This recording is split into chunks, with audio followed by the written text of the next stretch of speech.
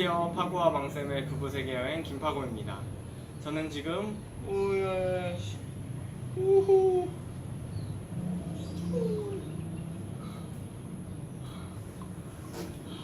발리 짱구에 와 있습니다. 한 주간 여러분의 계좌는 안녕하셨나요? 저의 계좌는 마이너스가 더 심해지더라고요. 코스피는 2100을 넘어 2200을 향해 나아가고 있고 코스닥은 710선을 회복했는데 말이죠. 우리는 주식에 몰리고 나서야 투자 방법에 대한 필요성을 느끼게 됩니다. 제가 주식 투자 방법을 공부해야겠다고 생각하게 된 것도 제가 여행하는 동안 생활비를 벌어볼 겸 시작한 단기 주식 계좌가 심한 마이너스를 기록하면서부터입니다. 잠깐 김파고 계좌의 수익률을 최초로 여러분께 공개합니다. 현금은 970만, 주식 평가 금액이 1080만, 하지만 수익률이 마이너스 14%네요. 하지만 안 선생님의 말씀처럼 끝까지 희망을 버리지 않겠습니다. 그래서 오늘은 여러분과 함께 주식 투자, 물리게 되면 알게 되는 것들에 대한 이야기를 나눠볼까 합니다. 제가 작년 10월 중순에 시작한 여행 생활비를 벌기 위한 단기 계좌의 현재 수익률입니다. 마이너스가 어마어마하죠. 1000만원 주식을 샀는데 평가 금액이 150만원을 넘어섰습니다. 계좌가 이 지경에 오면서 제가 알게 된 것들을 복기해서 다음에는 이런 실수를 하지 않는 것이 이번 영상의 목적입니다. 순전히 김파고 저 개인의 투자 실패 경험을 통해 느낀 주식 투자 물리고 나서야 알게 되는 것들, 지금 시작합니다. 첫 번째, 모든 투자 종목에 대해서 수익을 내는 것은 불가능하다입니다. 제가 마이너스가 이렇게 심해진 데에는 손절을 두려워해서 손절을 하지 않았기 때문입니다. 투자한 모든 종목에서 수익을 내는 것은 어떠한 투자자라도 불가능할 것입니다.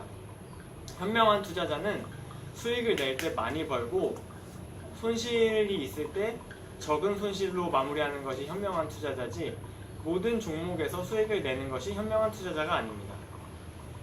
단기 투자라면 철저하게 손절선을 지키고, 장기 투자라면 주식이 내가 생각한 것과는 반대로 움직였을 때 본인이 투자한 투자 포인트들을 점검해보고 그 투자 포인트가 시장 상황에 따라 변했을 때는 과감히 손절하는 것, 이것이 제가 물리고 나서야 알게 된 첫 번째 포인트입니다.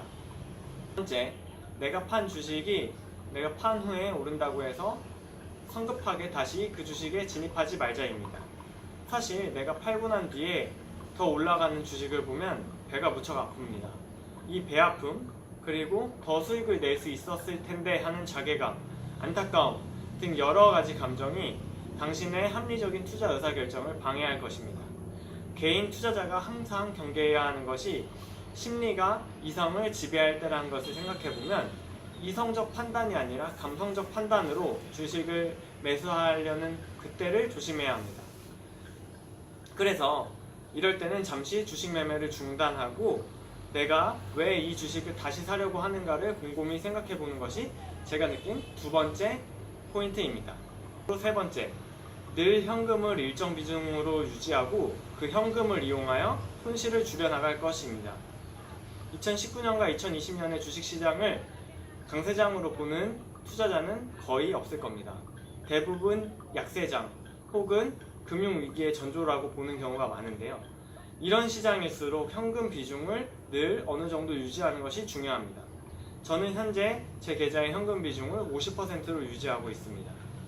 하지만 여기서 한 걸음 더 나아가 남은 현금을 꼭 활용해야 한다고 저는 생각하고 있습니다. 제 현재 계좌 수익률이 굉장히 마이너스가 심한데 2019년 1월 4일에 하이닉스가 56,000원을 찍을 때 제가 이 현금을 이용해서 적극적인 투자를 했다면 지금의 손실을 꽤 많이 할 수 있을 거라는 생각을 하고 있습니다. 물론 그렇게 하지 않았지만.